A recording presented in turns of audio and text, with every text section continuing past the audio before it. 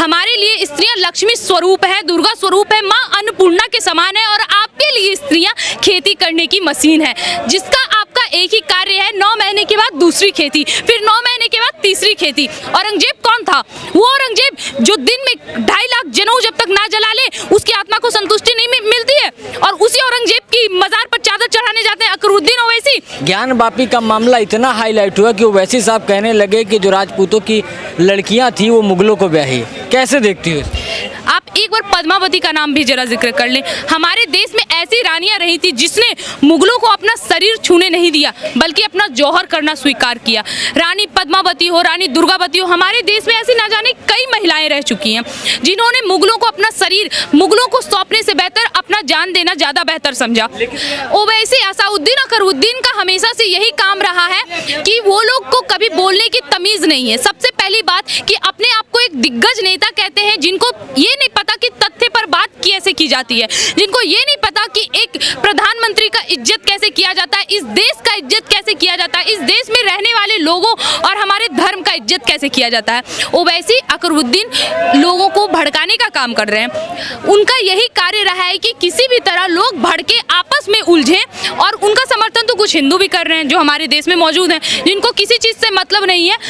देश गया, धर्म गया, कुछ नहीं, बस अपनी राजनीतिक रोटियां सेकनी है। तो वो उसी विचारधारा के लोग हैं, उसी विचारधारा के लोग हैं। ओवैसी अकरुद्दीन का हमेशा से काम रहा है लोगों को भड़काना, और ये कार्य वो सही से करते आ रहे हैं। लेकिन माफ़ करिएगा, अपने आप को नेता कहना, अपने आप को एक वकील कहना, ये आपके बस की बात नहीं है। हमें शुरुआती दौर से अभी तक गलत इतिहास पढ़ाया गया है। आज़ादी मिलने के बाद 1947 से लेके लगातार हमारे देश के एजुकेशन मिनिस्टर 5 बार मुसलमान रहे हैं। उन्होंने एक कार्य किया है, हमारे देश के सही इतिहास को हम तक नहीं पहुंचाने दिया। औरंगजेब द्वारा हमारा नालंदा विश्वविद्यालय जलाया गया था, लेकिन उसके बाद जो थोड़ा बहुत बचा था वो कार्य संपन्न करने का काम इन मुसलमानों एजुकेशन मिनिस्टरों द्वारा हुई है।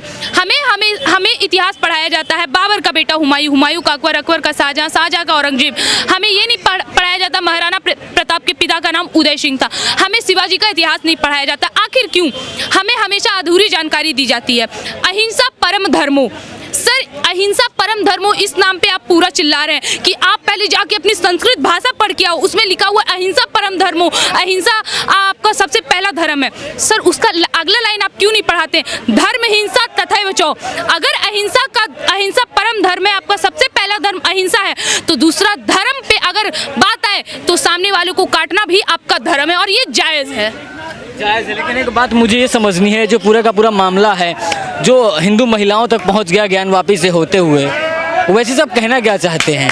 क्या हिंदू महिलाओं का अपमान करना चाहते हैं? जी सर देखिए, आप हिंदू महिला को ही क्यों गिनती कर रहे हैं? क्या वो अपने घर में मौजूद बीबी, अपने बच्चियों का भी, अपनी माँ का भी किसी का सम्मान करते होंगे?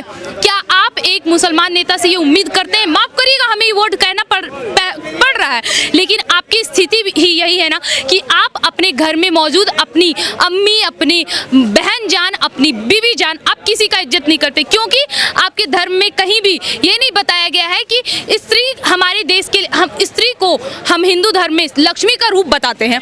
हमारे लिए स्त्रियां लक्ष्मी स्वरूप है, दुर्गा स्वरूप है, माँ अन्नपूर्णा के समान है। और आपके लिए स्त्रियां खेती करने की मशीन है, जिसका आपका एक ही कार्य है, 9 महीने के बाद दूसरी खेती, फिर 9 महीने के बाद तीसरी खेती। तो आप एक इतने अच्छे नेता होने के बाद सर आप इनकी बयान भी सुनते आ रहे होंगे, आज तक मैंने इनका कभी कोई अच्छा बयान नहीं सुना है। वो तो कहते हैं कि मुगलों से हमें जोड़ दिया जाता, हमें मुगलों से हमारा कोई मतलब ही नहीं है। जी मुगलों से मतलब नहीं है सर। आप जिस मस्जिद के नाम पे लड़ते आ रहे हैं, हमारे देश में मुगलों ने क्या किया है?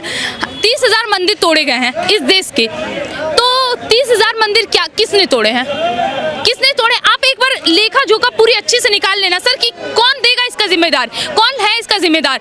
बाबर, आप कहते हैं कि बाबरी मस्जिद हमारी है, बाबरी मस्जिद खोदी ज्ञान वापी। आप बाबर को अपना कह रहे हैं। बाबर कौन था? अकबर कौन था? औरंगजेब कौन था? शाहजहां कौन था? था? क्या वो इस देश के थे? उस देश के आए हुए इस देश में वो रहने लगे। इस देश की लड़कियों के साथ उन्होंने लब जिहाद किया, इस देश पर उन्होंने आक्रमण किया, हमारे मंदिरों को तोड़ा। ये सब करने के बावजूद भी हम हिंदुओं से झेलते चले गए, झेलते चले गए, झेलते चले गए। ये सब होने के बाद भी उनके नामों पर ना सिर्फ मस्जिद के नाम बल्कि हमारे कई जिलों के भी ऐसे नाम है, बख्तर, खिलजी, जिसका नाम मतलब आप सोचिए सर, ऐसा देश का संविधान में लिखा गया है कि अगर कोई हमारे देश पर आके आक्रमण करता है तो दूसरे देश के जो आक्रमणकारी हैं उनके नाम पर इस यहाँ का जिले का या फिर किसी जगह का नाम दिया जाता। औरंगजेब रोड, क्यों औरंगजेब रोड सर? औरंगजेब कौन था? वो औरंगजेब जो दिन में 2.5 लाख जनऊ जब तक ना जला ले उसकी आत्मा को संतुष्टि नहीं मिलती है, और उसी औरंगजेब की मजार पर चादर चढ़ाने जाते हैं अकरुद्दीन ओवैसी। क्यों माने हम वैसे औरंगजेब और बाबर को? आप मानते हैं, इसका मतलब तो आपको जोड़ा जाएगा। आप उसकी मजार पर चादर चढ़ाने जाते हैं, आप बाबरी मस्जिद को अपना कहते हैं, तो ये तो बात सच्चाई है ना सर कि आप जोड़ रहे हैं, हम नहीं जोड़ रहे हैं। इस बात का सबूत आप दे रहे हैं कि आप मुगल के वंशज हैं, आप मुसलमानों के वंशज हैं। इस देश में आपका कोई जगह नहीं है, ये बात आप स्वीकार कर रहे हैं। वो कहते हैं कि बीजेपी हमें डरा रही है। अच्छा, बीजेपी डरा रही है, जी बिल्कुल। तो आप इस बात को स्वीकार करेंगे कि 70 साल से हम हिंदू डर रहे थे? सर, आपका अभी ही मुंह क्यों खुलता है? जब हमारे पक्ष में फैसला आता है तभी आपका मुंह क्यों खुलता है? इससे पहले आप कहाँ रहते हैं? जब हमारे देश में अंकित शर्मा, चंदन गुप्ता और ना जाने कई ऐसे हिंदू कार सेवकों, आरएसएस के लोगों को मारा जाता है, काटा जाता है, उस वक्त आपका मुंह क्यों नहीं खुलता है?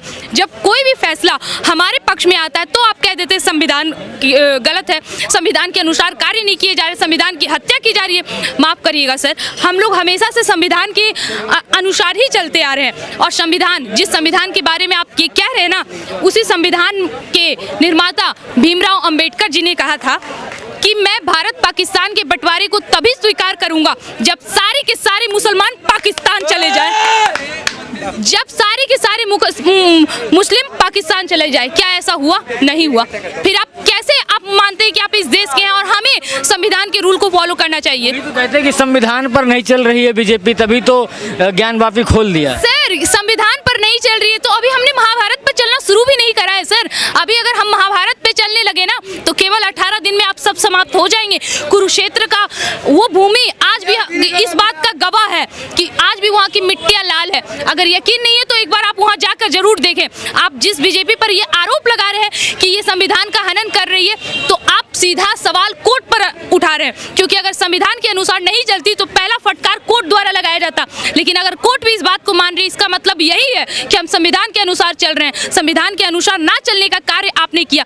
1990 में जब कश्मीर में हिंदुओं को मारा गया था, तब क्या ये देश संविधान पे चल रहा था? छोड़िए हिंदू मुसलमान की बात, 84 में जो आप लोगों के द्वारा दंगे करवाए गए थे, सिक्कों को काटा गया था, उस वक्त किसकी सरकार थी? कौन कर रहा था संविधान का हनन? महाराष्ट्र के पालघर में 2 साधुओं की निर्मम तरीके से हत्या कर दी गई थी। आज भी वो केस, आज भी वो 200-250 की भीड़ जो सिर्फ 2 साधुओं को मारने के लिए उतारू थी, और वो भी एक आवाज के साथ, अल्लाहू अकबर।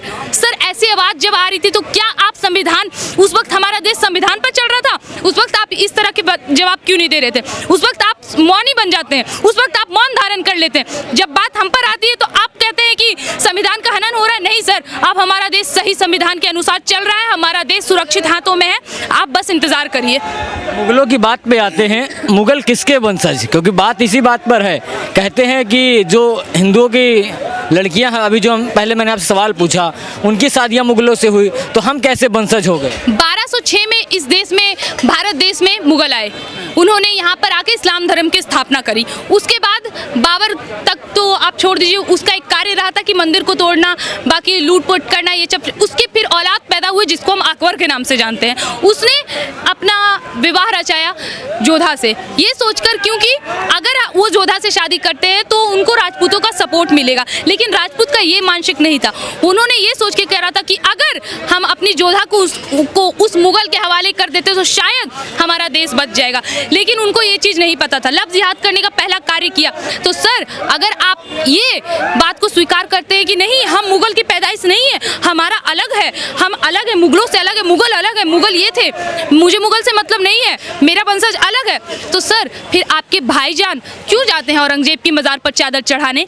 आप क्यों कहते हैं कि बाबरी मस्जिद हमारी है? आप क्यों कहते हैं कि ये मस्जिद हमारी है, जो कि सारी मस्जिद मुगलों द्वारा बनवाई गई है? अगर ऐसा नहीं है तो फिर आप क्यों इस बात को स्वीकार करते हैं कि ये सारी की सारी मस्जिद हमारी है?